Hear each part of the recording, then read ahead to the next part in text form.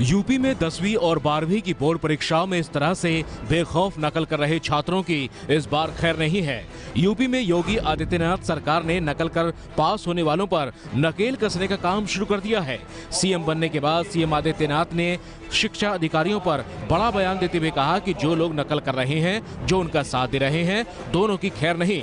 आज योगी सरकार ने नकल को रोकने के लिए बड़ा फैसला लेते हुए यूपी में 54 सेंटरों पर परीक्षा रद्द कर दी। 57 परीक्षा सेंटरों की मान्यता रद्द कर दी गई। अब तक 1419 छात्रों को नकल के आरोप में पकड़ा गया है। इसके अलावा 359 टीचरों, अभिभावकों और छात्रों के खिलाफ भी एफआईआर की गई है।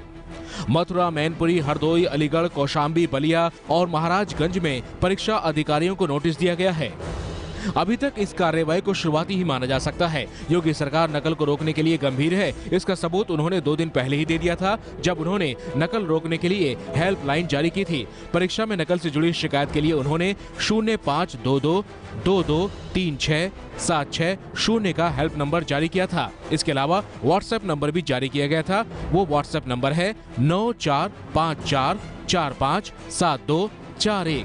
शिकायत के लिए लखनऊ में एक कंट्रोल रूम बनाया गया है, जो सुबह 7 बजे से शाम 7 बजे तक दर्ज शिकायतों को संबंधित अधिकारियों तक पहुंचा रहा है। आप फिलहाल अपनी स्क्रीन पर जो तस्वीरें देख रहे हैं वो मथुरा की हैं। यहां 2 दिन पहले पर्चा लीक होने की खबर आने के बाद 10वीं की अंग्रेजी की परीक्षा रद्द कर दी गई थी। यही नहीं, नौ झील के जनता इंटर कॉलेज में तो सामूहिक नकल को रोकने पहुंचे सेक्टर मजिस्ट्रेट राकेश पर तो नकल माफियाओं ने जानलेवा हमला तक कर दिया था।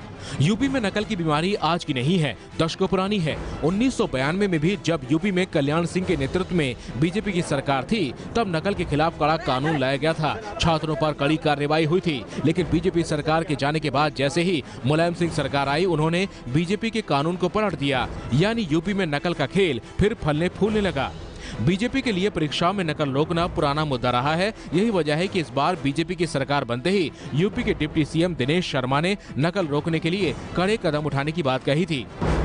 हम सब लोग मिलके ये सुनिश्चित करेंगे कि नकल का जो प्रतिशत है वो ना के बराबर हो, और जहां जहां इस प्रकार की प्रक्रिया को प्रोत्साहित देने वाले लोग हैं उनको दंड मिले, नकल माफियाओं को प्रश्रय नहीं मिले।